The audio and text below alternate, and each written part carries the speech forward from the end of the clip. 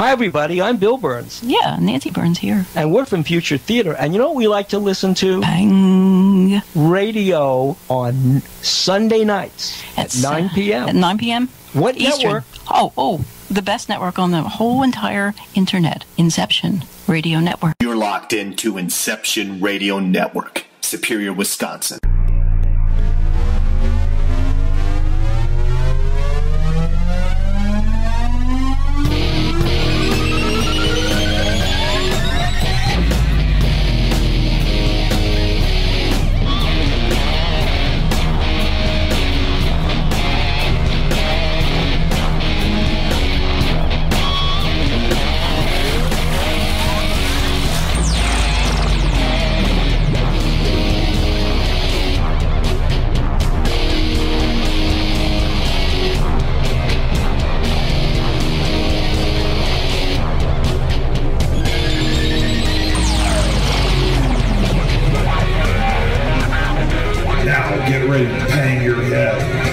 Radio host for Pang Radio, Mike Lucas.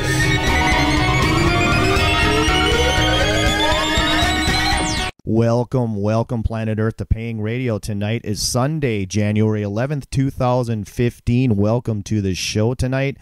We have on Marc D'Antonio going over his UFO technology. This is going to be good. We're going to be talking about how we're going to monitor the skies and see these craft and a whole bunch of technology stuff. So this is going to be a fun show. Along with me tonight, I have my sidekick, Mr. Ken Storch. Welcome to the show, Ken. Hey, welcome and congratulations to you Packer backers out there. Nice job. I'm looking forward to tonight's show. Yeah. This is gonna be a great show. So Mark is the head photo analyst for MUFON, and he does own his own company too with FX Models. So it's going to be fun having Mark on tonight. According to the bio, it says he's going to be analyzing some YouTube video. We won't be doing that. We don't know how that got into the stream or the promo, but no, Mark is going to be talking about his technology only tonight. So we have no way to analyze or actually video unless Mark's sitting next to me in the room here. So it just ain't going to work out. So Ken, who do you got your shout outs for tonight? Well, I want to say a salute and a howdy to George and Patty. They're out there in Missouri in the Ozark, and that goes for Doug. And a special shout out to Lorna LaPig. She does a good job of looking up and doing some work for me, so I appreciate it, Lorna. Absolutely. Thank you very much. And some exciting news, too, on our show on the 25th. We have locked in James Clarkson, so he's going to be on the show. That'll be a good outstanding. Show. That'll be a good one too. And we can thank Lorna for that. Yep. There you go. Buy-in. We appreciate the help, Lorna. That we're getting some high quality guests. I mean, we're learning and we're getting the word out here. This is yeah. And you know what? I'm glad you brought that up, MJ, because I'm talking to people like Doug and George. If you guys would like to have a topic or a guest that you'd like to hear, get it to us, right? Yep. Or you can actually message us at inceptionradionetwork@gmail.com. Throw it on our Facebook page. You got a good idea for a guest, we'll do our damnedest to get them on the air for you. So we'll do what we can. We definitely were talking before the show. And if we can't get them, we'll make it up. How's that? Yeah. We're definitely talking about some high profile guests that may be a possibility, but right. We may have to pitch in the pot for some of them people, but it is what it is. Yep. But yeah, absolutely. To all of our listeners, you guys have a specific topic or a guest that would you like to explore? Let's do it. And I'm looking for tonight. I'm going to find this interesting. I think. Right. And there's so many topics we can cover out there. I mean, I think we're due for a Bigfoot show, Ken. I'm gonna see who we can get in to talk some Bigfoot. If you've ever heard of Steve Cole's the Squatch Detective. I'd like to get Jeff Melgrim. Yeah, there you go. I know he has a sketch of what I saw in Western Pennsylvania and a cast of a print that we found. As I told, I didn't see that creature make that print, but you just have to do a little bit of deducting, and maybe you come up with the same conclusion. But he has a cast of that. I'd like to get him on. Oh yeah. It's a little tough to do any investigating in the Northwoods with all the snow, but it's still going on. down south. I mean, where you get your warmer climates, and I haven't seen any big reports or anything. I usually have a news wire, and I don't make it to the Bigfoot, sites as much as I should. I should get some alerts somehow. I don't either, to be honest with you. I do. Well, I don't spend that much time on the net to begin with. I'm outside most of the time, and I like doing investigations out in the field. I like being out in the field looking, seeing what I can find, and it's hard to do on the net. But I'm the same way. I don't go to a lot of Bigfoot sites or. But I will if something flashes across on the Drudge Report or something like that. That, catches my eye. Yeah. I have Google Alerts set up, so once in a while I get an eye catcher. Hey, did you see that fireball that came in over Southern California, and then an object looked like, I call it an escape pod, and it went 180 degrees in the other direction, and it actually was gaining altitude as it was leaving the fireball? I did see that, Ken, and I thought I came across something on the wire saying that someone made that video. It was a hoax. I have to check. I've got the link. I haven't looked into it, but I mean, it was some spectacular video. You were correct. I mean, the pod went backwards as the. Well, yeah, and once again, MJ, that's the problem with technology at that stage. It was a little bit harder to do that if it was being shot on 35 millimeter film or 16 millimeter film, but in today's technology, I mean, with all the hardware out there, I could see something like that being hoaxed. Yeah, I threw the link up on Inception Radio Network's Facebook page that it could have been a hoax. I haven't read deep into it, so I always let the fans take a look at the links, any UFO or Bigfoot or anything updates. So I always like putting a little question in front of the link. It's like, what do you think? So I like it's fun when we get a nice stream of people with their thoughts. And yeah, well, I'm not a video expert, and I certainly my strong suit doesn't lie in that area, but I thought it was very interesting. I don't know if it was hoaxed or not. I couldn't say one way or the other. Right. I agree. And then that object going backwards, I mean, it literally just took off the complete opposite direction of the it kind of looked like a fireball going across the sky. I thought it was an escape pod. Yeah, I'm wondering if it wasn't military, that it was one of the space planes, and that was an ejection. An ejection coming off the side, and that went what, about almost 180 degrees away from the object traveling the other way. I mean, which makes sense, because if the craft was in trouble, you would want to go in the opposite direction. Right. Okay, because you don't want to be with it if it's going to blow. Right. I tell you what, it's 8 after. You know what? We can bring Mark in right now. Let's get to it. Let's do it. Yeah, let's add him to the call. Let's see here. We had 2 contacts for Mark, so we should have him now, if I can find him here. There he is. We have him. He was on a show previously on the network, but I called him and we fixed all that.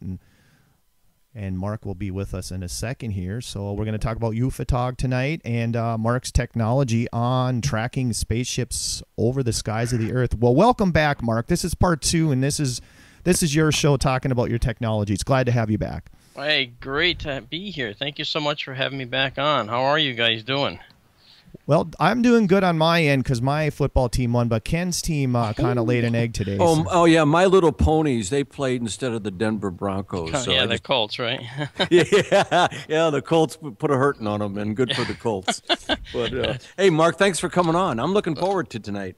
Yeah, me too. Thank you so much for having me. I'll let you drive it with questions, or if you'd like me to give an overview, and kind of let everybody know exactly what this show is about. If you want, you tell me where you'd like to go. Yeah, Mark, why don't you tell our listeners about your technology you're introducing here, and just go ahead and take over, and we definitely will have questions coming in chat, and we'll get right to you with questions.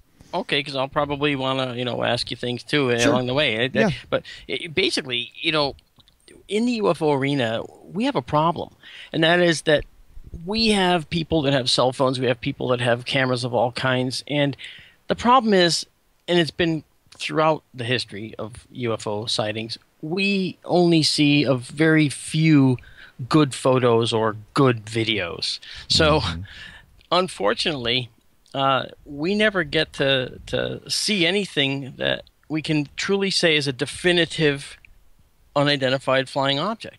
Now, there are a lot of people that can talk to you about having been abducted. There are a lot of people that can talk to you about having seen things they absolutely cannot explain. And whereas that is anecdotal information and potentially as an aggregate evidence, none of that will ever actually convince, say, the scientific community that UFOs and visitation by extraterrestrials is something that's real.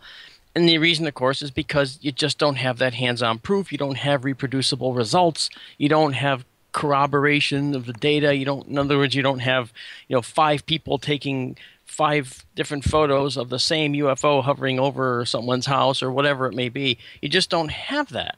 Hey, Mark. Yeah. I just want to interject something here, but there is empirical data. There is scientific data that indicates that there is a craft, and then you have to rely on independent witnesses to verify that. But there are a number of cases that demonstrate that. Why doesn't the scientific community recognize that? Well, and that's exactly the type of thing I'm talking about. The problem is that evidence isn't in the public domain. You can't go with your kids or your wife or any friends and say, let's go visit the UFO debris museum. You can't do that because there are no actual pieces that you can see. There might be photos of pieces that since vanished. The Roswell case, of course, and Socorro and all these other places. I mean, there's potential crash sites where these things have been potentially gathered and the data and debris distributed amongst various clandestine agencies or so forth. And I think that the science community, they look at that. Now, let's leave the stigma of saying you believe in UFOs aside for a moment, because that's changing a little bit as we can get to here shortly. But I think one of the things to understand, is that when you look at the scientific community as a whole, they're very stoic in general. I'm a very scientific guy, and I probably am not like your typical stoic kind of a guy. I'm just not that way, and it's because I have this passion and enthusiasm about extraterrestrial life, because I think the universe is predisposed to the creation of life. My book will be out, hopefully in a couple months here. I keep saying that, but I finally have a handle on it. And it's going to discuss the scientific search for extraterrestrial life and why the media, should they understand what was written here in this book, would be able to sort of sign on with us and say, hey, yeah, the science is indicating that there might really be a possibility that they exist. Now, we already know that many scientists on Earth say we know they exist elsewhere. This is an amazing change. It's an amazing change, and that's based on the exoplanet research. Now, that's my topic of specialty, is the exoplanets. That's where my degree was astronomy, as you know. And so after the schooling was done, I actually started to focus on exoplanets, and that's where I've been living. That's been since, the first one was found in 1988, and that's, I graduated in 83. So I was still 5 years away from the first confirmed exoplanet, but that's okay. The truth is, the scientific community has now understands that exoplanets exist. They also see them in the habitable zones, the Goldilocks zone, around the stars where they reside. And they are now saying, science is, that the possibility of life is actually quite good. No one's going as far as to say intelligent life. Why, Mark, can I, let me, since you're a scientist and I approach this enigma from a little bit of a different angle. My background's a cop.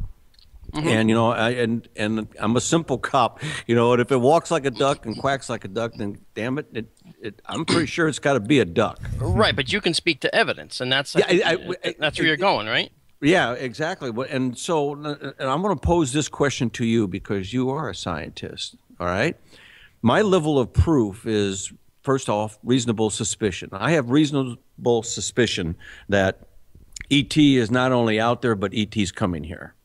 Yeah. Okay. And then my next level of proof is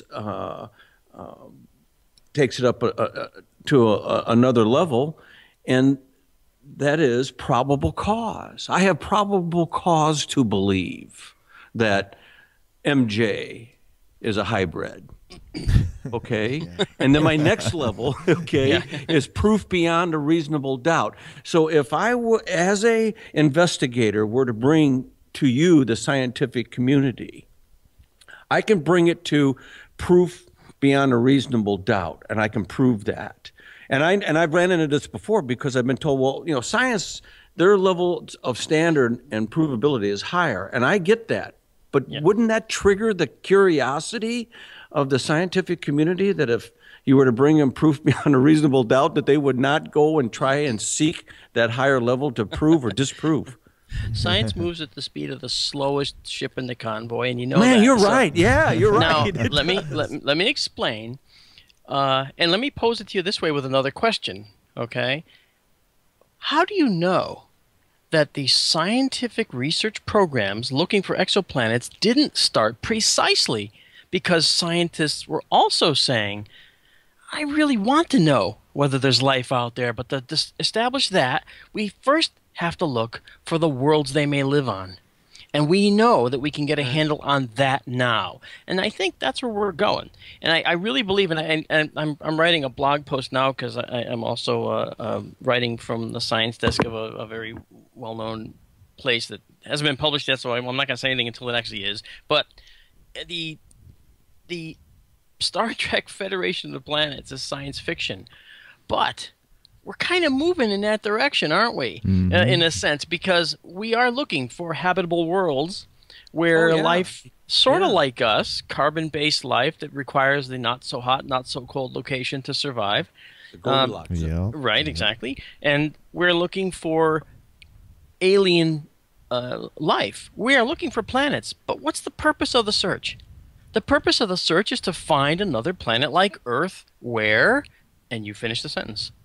There's life. Exactly. Where life may exist. Yeah. And now, we are very familiar with the Earth. We're familiar with our atmospheric processes. We know how our planet formed. I mean, 670 million years ago, this planet was a giant ball of ice. It was a snowball, all right? It didn't, even though it's in the habitable zone. So, planets go through this evolution that's rather amazing, and that's not the first time that's happened here. We've actually had that several times in our past history.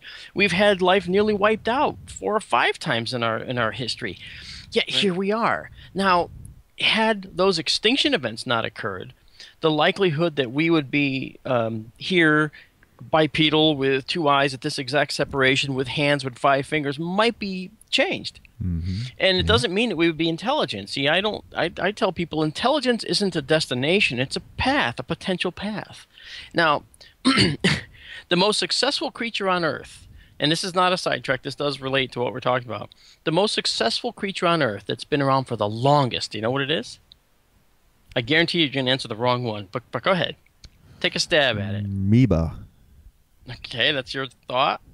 I was thinking, I don't know, I'd be honest with you. It's been around the longest? A tree. I don't know. Yeah. Well, I mean, in terms of the most successful life form on Earth, it has the thing that's remained the most unchanged throughout the history of the Earth. Bacteria. That's exactly what you'd want to say, and that's not true. Oh.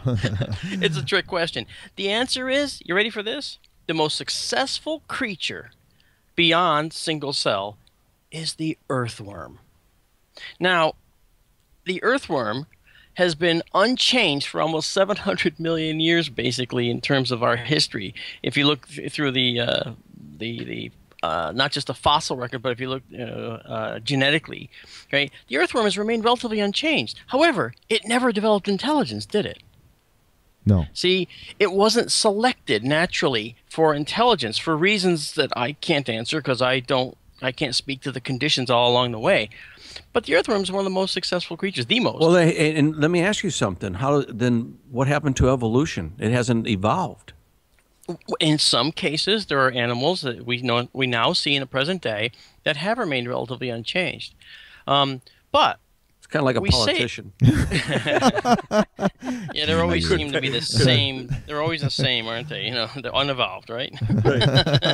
Well, the truth is that although our politicians may be like our earthworms, and they don't have as many hearts. We know some of them don't have any, but that's beside the point. Now, part of the problem, though, is when we look at the unchanged earthworm, we're looking at several 100 million years. But the Earth's been here for 4.6 billion, all right? And life started around 3.8 billion years ago with those cyanobacteria. And in terms of the changes of the Earth, when you measure it by the metrics of how an earthworm has survived and so forth, they rise to the top as the most successful, even though they're below our feet, which is really rather fascinating to me. But that creature never developed intelligence. We did. Now, the path to intelligence is varied. I mean, Neanderthal and Homo erectus and the earlier hominids, they didn't reach that crescendo that we seem to have enjoyed, and it had to do perhaps with cranial capacity and so forth. Although dolphins have bigger brains than ours, so who knows? They might be talking about us behind our backs, and we never know what they're talking about. But life on other worlds versus ours will have the same kind of hurdles to clear in order to reach a place where they can actually be intelligent. And again, it's a path, not a guaranteed destination. Now, me and Doug Trumbull and our science team, we believe that there are many civilizations in our galaxy and beyond that may have very well risen to the top galactically and cosmically, that is universally, and past all the hurdles that may have been on their planet and that they may have encountered, and found a place where they could actually reach the technological levels that we now see kind of on our distant horizon. And we've only been here for a tiny sliver of time. I don't know if I mentioned this last time, but I have a history of the Earth. I do. Now, the universe is 13.8 billion years old in the latest estimate, and the Earth has only been here 4.6 billion of those. So really, it's just over a third of the way into the universe's, the latter third of the universe's time that we've come about. But about those other 2/3. Now, the first time planets formed was probably, a short time after the Big Bang, but long enough after that there was enough material of that type, because the entire periodic table of elements that we know and that's beneath our feet and everything has come from the cores of stars. So everything in the universe that is supplied to us as a raw material for a planet or anything we make has come from a star at one point or another. And then we assemble those atoms into materials that we can use. I just always found that just to be an amazing factoid. But when we try to figure out how a civilization would develop with some level of intelligence, we make an estimate. We say, well, in our galaxy, based on the findings of the exoplanets so far, we're looking at somewhere between 17 and 20 billion with a B as in Bravo, Earth-like planets just in our galaxy. Right on. Based on our current statistical study. Now, if that's the case, think about what that means. The Hubble Space Telescope took a thumbnail-sized view of the sky, and in that tiny thumbnail, it counted 10,000 plus galaxies, just in that little tiny area of space. Many of those galaxies were much, much larger than our Milky Way, and some were smaller. But the fact is, there are trillions of galaxies. And there is life out there. One. My point is, when you look at statistical convergence, there might be a Ken and a Larry out there exactly right now, just sitting there in chairs doing exactly the same kind of things that we're doing here. Oh, there's two of me. Look out. Oh, boy. Well, yeah, I mean, that's obviously a joke because he may have that one may have a reptilian tail. I don't know. But the point being, there is a chance that there is some kind of convergence like that statistically, but. And remember, everything I'm saying is certainly not factual other than the discussion of the exoplanets. Everything else is speculative. I think you're being conservative on your estimate. The idea of where does space end then? Okay. You're going down another path. That's what I'm saying. And I mean, I'm one of those people that I think that there are a multitude of dimensions.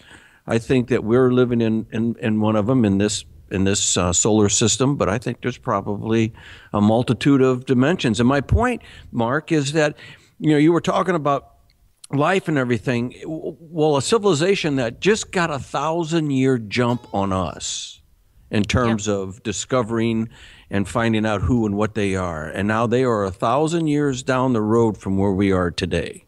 Yep.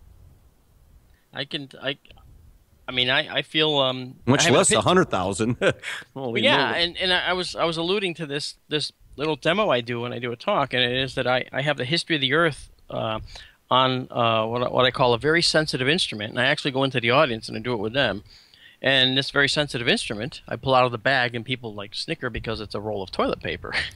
And I've actually written on this roll of toilet paper that I've reinforced, the entire history of the Earth, from formation to this room where we're standing in. And I basically outline on there all along the way, using sheets of toilet paper to represent the millions of years of time intervals along each toilet paper sheet. And then by the time we get to the end, it's a 117-foot long roll, all unrolled. And we're on the last sheet, of course. And we're on a tiny thin line at the very end of the last sheet.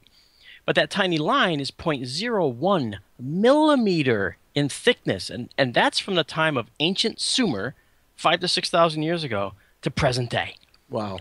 See? And people look at that, and then that's the first revelation. The second revelation is that at arm's length away from, well, 2 arms length away from the end of that sheet where we are, is where dinosaurs were. They're recent history on this planet. They're not ancient back at the beginning of the Earth. They came along in the middle of the dinosaurs in particular. Remember, dinosaurs were, the Triassic, Jurassic, Cretaceous type time frames. But before that, you had the Cambrian period and so forth, Permian, and those time frames, the life was in the oceans, of course, and then it moved to land. But when dinosaurs were killed off 65 million years ago, that is just 2 arms lengths from where we are today. So they were recent history. And so that's another revelation people have to just realize. What's interesting about that, though, is that not all reptilians were eliminated in that die-off in the dinosaurs. It looks like only the ones that would have competed with us, on the land. That's right. I mean, who knows who would have been in Denmark today? It could have been, a whole different type of beings for all we know, or whatever, right? But so the point of that history, though, is that I show people how now in that tiny 0.01 millimeter of our entire existence from ancient Sumer, we already see astrophysical horizons in this tiny thread of existence that can take us anywhere in the universe in just a few minutes, if, string theory and some of the other propulsion possibilities exist, through string theory. All right? And that's in that tiny sliver of existence. Now, what happens, and this is to your point, what happens if a race of beings develops 2 toilet paper sheets before us? Several tens of millions of years. They kick butt. Yep. Totally and completely. And here and they could have, if they developed on the same sheet that we're on, then they would have been able to, in that time, develop to the point where they could have seen all these horizons we see and surpassed them and visited every planet in our galaxy more than once. Wow. So, and that's just one civilization that could have reached that point. Hey, Mark. We got a question from Bill in New York that kind of ties in with what you're talking about. Yeah. And that is, Mark wants to know, do you think Bill? I'm sorry, Bill, right, that do you believe that life will be discovered within our solar system like Europa, even if it's a microbacteria type life form? Bill, thanks for that question. That's actually a really good question, and I'll tell you why. In fact, you know what? I'm gonna make a reach here. I think Bill asked that question last time I was on, and I don't know if I got to it. So how's that for memory? Nice, yeah. Probably not that good anyway, but still. Beats me. Yeah. Right. Well, to answer Bill, to answer your question, I believe that we're kind of on the verge of that now. Some of the latest Martian data is indicating that there could have been some life forms on Mars at one point. Whether they're still there in the soils, we don't know. Now, this is not the old news. These are some new developments that have just been released. I can't remember where I saw them, nor whether I vetted them, but they were certainly not on the websites that are hoax sites or just throw anything out there because they'll try to make something stick. So, but that's one place. But Europa in particular. Now, Europa is a moon of Jupiter, okay, and it's a fairly large moon by moon standards, and it has an ice covering on it, but it's a thick ice mantle that underneath we think there's a vast 100-mile deep ocean. Now, some of the studies of stuff that's coming out on the surface of Europa seem to indicate that water underneath is actually full of oxygen, and it is oxygenated. Now, we hear that and we think, wow, there could be a life forms in there, right? Yeah. You got to be careful with that, because too much oxygen in the water also allows acids to be produced, and the water could end up being acidic, chemically. However, in acidic pools in Yellowstone and in other places in the world, microbial life is thriving in acidic conditions that we could never even tolerate for a short period of time.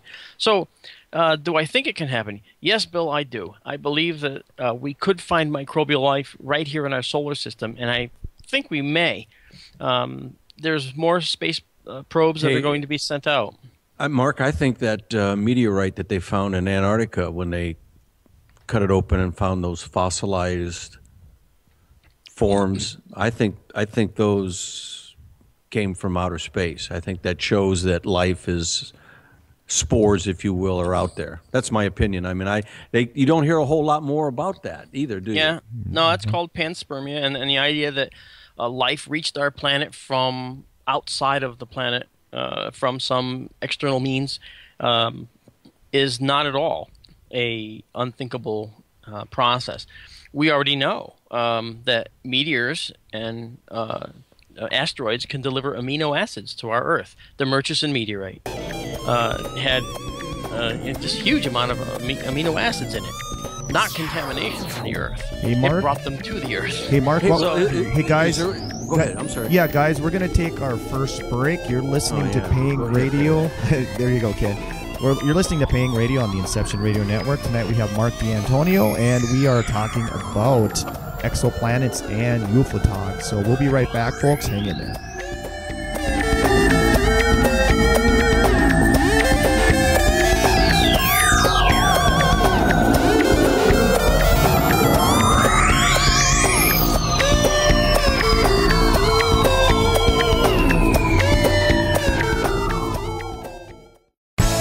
Hello, Inception Radio Network listeners.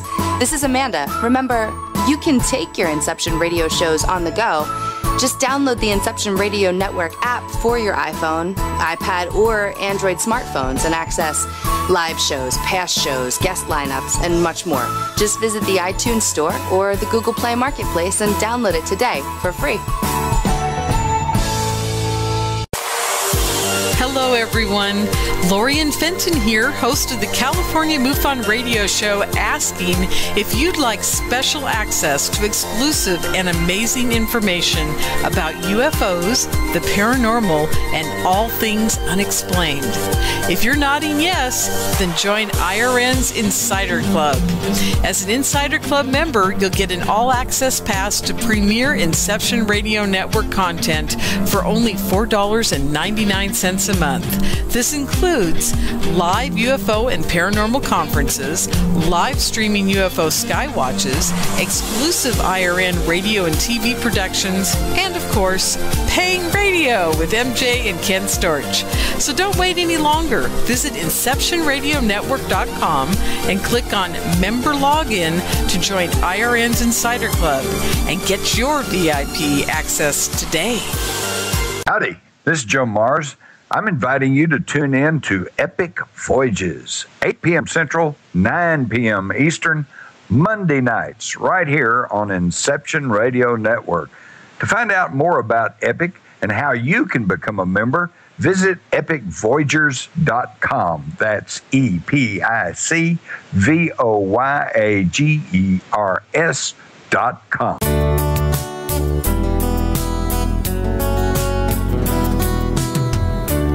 People, the way things are going, we need a simple, efficient way to keep track of our personal income and expenses.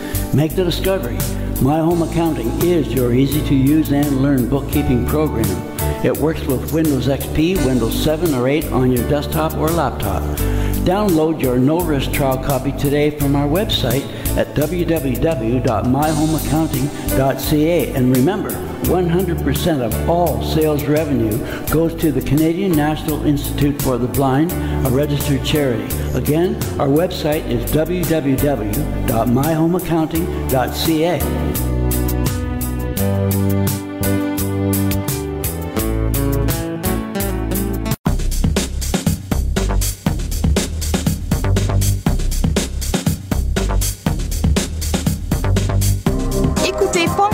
Tous les dimanches à 21h Eastern, uniquement sur Inception Radio Network.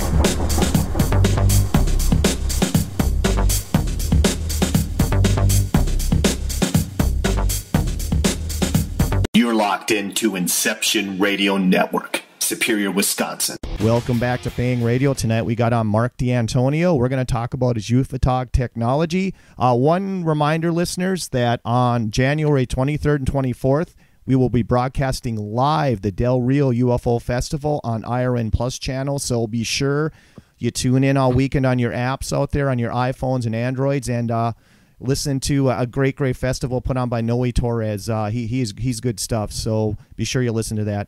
We're going to get to a listener question here from Marco. Basically get to the point with Mark. Mark, what is UFO? Tell our listeners what this is.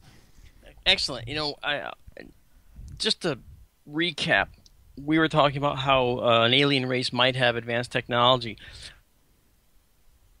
Well, that advanced technology comes at a price. You have to harness lots of energy if the theories that are out there floating around in the string theory world are correct. And it's possible, although it's still very distant for us, that eventually we might be able to harness the amounts of energy required in order to be able to travel basically outside of our dimensional space. Now, our dimensions are X, Y, Z, all moving through time.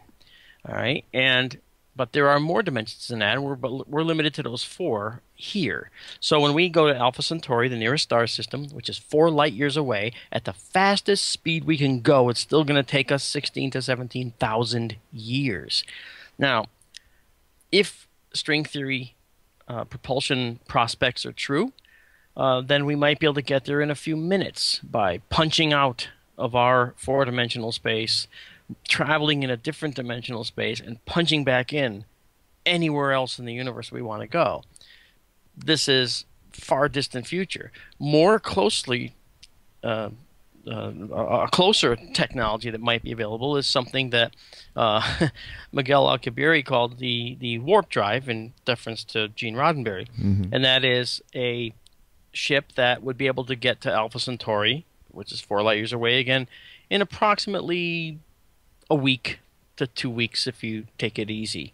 And that goes along the route of being able to compress the distance between you and your destination and extend or distend the distance between you and your origin. This is a manipulation of the fabric of time and space. I just like that sentence, fabric of time and space. Oh, yeah. And and people don't understand what this fabric is. It's a construct that describes how the universe actually is put together. And if we can compress that, then we are no longer constrained in the same way that you're constrained in our 4-dimensional space. What I mean by that is, as a person in a spaceship, you can't travel faster than the speed of light. As a matter of fact, you can't travel at the speed of light. You be converted to pure energy at that point. So how is it that we can go the 4 light years, that means traveling at the speed of light would take 4 years, to get to Alpha Centauri? How can we do that in a week and not have violated that speed limit? The reason is because by distorting the fabric of space. We are literally sitting still, and we're pulling the universe past us. That you can do at any speed. There's no violation, no speed limit, carry on, no ticket, officer. Okay? It's not going to happen. So we won't violate any rules that way. Now, it is actually, and I'm getting to you, Photog, don't worry, Marco. It actually is something that would be a fairly reachable technology in, say, another 300 years. And it's considered reachable enough that NASA has funded a lab to investigate it. Right. Interesting. Wow. Yeah. Now, Marco asks, what's UFO mean? Well, I'll explain that to you. If an alien technology civilization is using any of these propulsion concepts that we're talking about, they're going to leave what I call skid marks in our 4 dimensions from that interaction with dimensional travel or warp travel. And those skid marks are something that will show up in our 4 dimensions. We're not going to see them traveling interdimensionally or in that capacity, but we'll see the transition perhaps between that travel and becoming a 4-dimensional. That's forensic evidence, here. Mark. That's exactly right. And for us, we don't believe a photo is enough. We don't believe a single reading is enough. With our system that's UFOTOG, UFOTOG is short for, this is what you want to know, Marco, UFO and photography.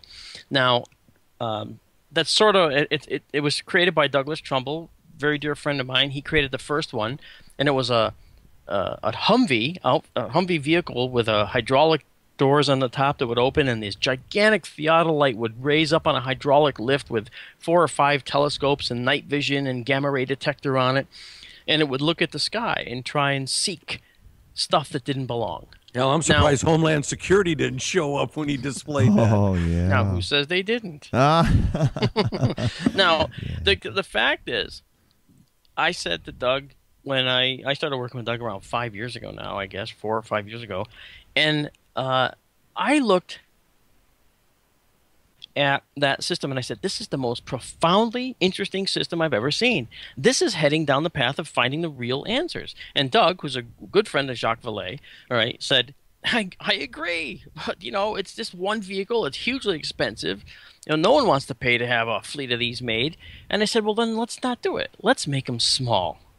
And he goes, what do you got? And I said, I have an idea. And we sat down and I sketched out a basic design for what I thought we could do in the size of a large serving dish.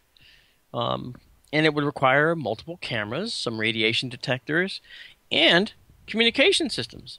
Because these units, wherever they're deployed, would be able to communicate not only with us, but with each other. And get confirmation of sightings between themselves. Kind of like Huey, Dewey, and Louie from Silent Running, which, of course, was one of Doug's movies. Doug did that entire movie.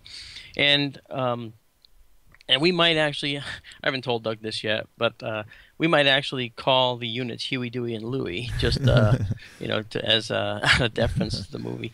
But hey, George, those were cartoon characters when we were growing up. They were called Huey, Dewey, and Louie. Yeah, but that's right. Those were, weren't those Popeye's nephews or something? Yeah, they were. No, they were geese or ducks or something, but it was Huey, Dewey. Yeah. Oh, Donald Duck's nephew. Yeah, Yeah. That's okay. Yeah. But still, the thing is with the movie, Bruce Dern in the movie called them Huey and Dewey and so forth, and I think Louis got killed. He got torn off while passing through Saturn's ring or something. Really, really great movie. But that all said, we believe that with these units, they're going to have several sensors and cameras on board, and we're not just talking about this. It was about a year and a half ago that I started talking to scientists that I know in some of the national laboratories. So we have people on board who have worked on the Clementine Lunar Orbiter or the Mars rovers, and these are real scientists. They have satellites in orbit over our head right now that they've created and worked on. And so when they do these types of projects, they're right the first time. They have to be right going out the door. It's a little bit different from other projects where you have an R&D group and you kind of just, you try something, it fails, you go back to the drawing board. These guys have to design it right from the get-go. So what I've done is I've sat down with them. I've gone through the design as I've come up with the land-based version of this unit. And imagine a dinner plate or serving plate sized object on the ground with multiple cameras, a couple of antennas. To listen to the rest of this interview, please go to inceptionradionetwork.com and register for the Insiders Club. What is the Insiders Club? The Insiders Club is our premium content, what you've just listened to. Now, what you've just listened to is a preview of that premium content. The Insiders Club is how we pay the bills. It's how you support IRN. You join forces with IRN to get the truth out there. Now, a lot of our content is free. I mean, most of our content is free. All of our live shows are free. If you go to our archives, the vast majority of our archives are for free. But to pay the bills, to help make sure this network stays alive, stays viable, we offer those who really love our radio station, our network, and our shows, an ability to support our network and become a part of IRN.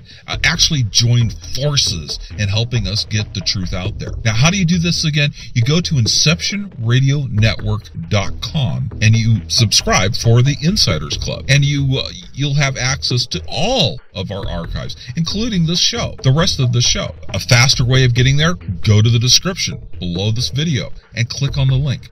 And like I said, you'll be joining forces with IRN. You'll have availability of all of our content, and we really appreciate your support. Thank you.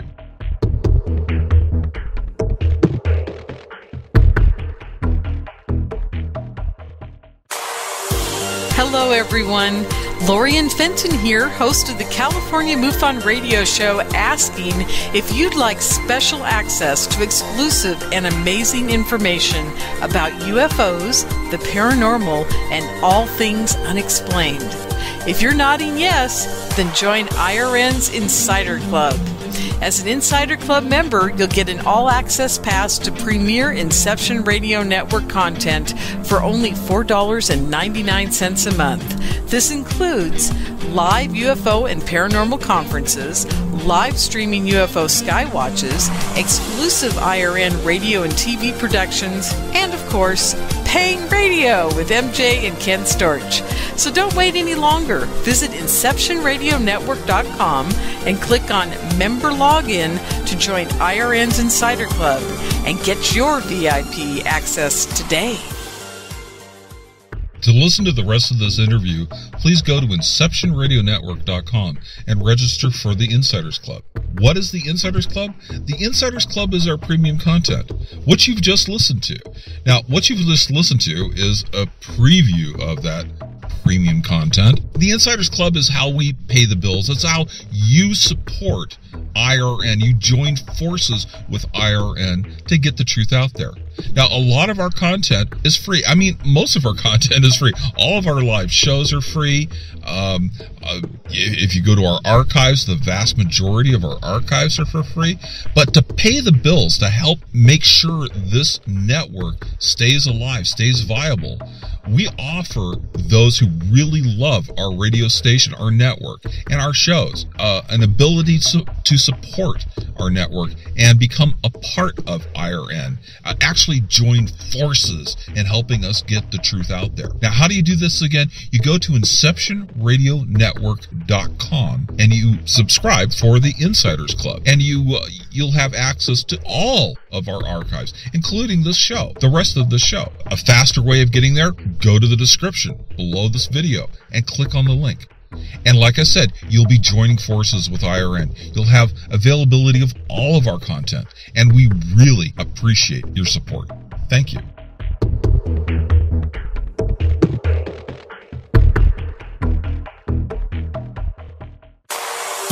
Hello, everyone.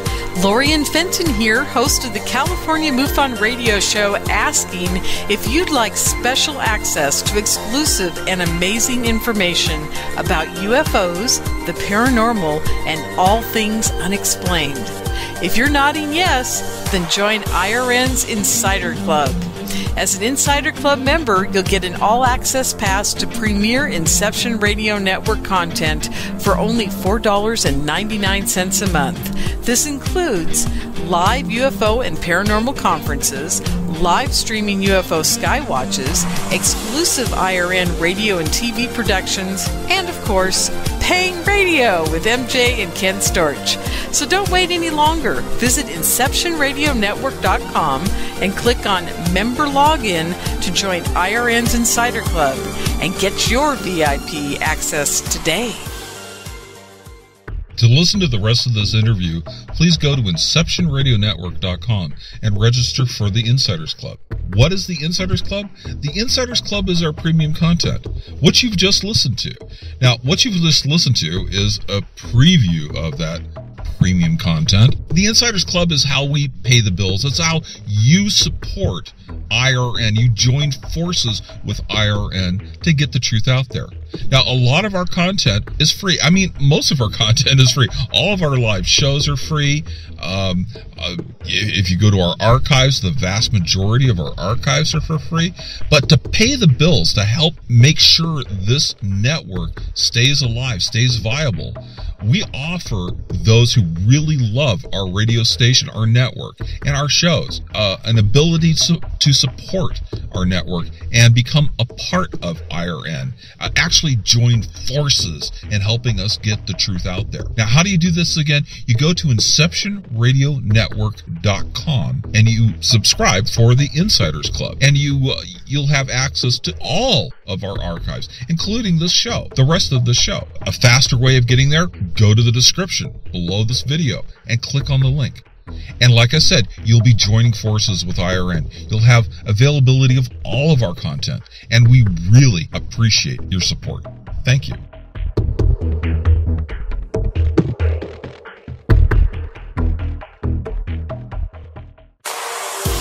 Hello, everyone. Lorian Fenton here, host of the California MUFON radio show, asking if you'd like special access to exclusive and amazing information about UFOs, the paranormal, and all things unexplained. If you're nodding yes, then join IRN's Insider Club. As an Insider Club member, you'll get an all-access pass to premier Inception Radio Network content for only $4.99 a month. This includes live UFO and paranormal conferences, live streaming UFO sky watches, exclusive IRN radio and TV productions, and of course, paying radio with MJ and Ken Storch. So don't wait any longer. Visit InceptionRadioNetwork.com and click on Member Login to join IRN's Insider Club and get your VIP access today.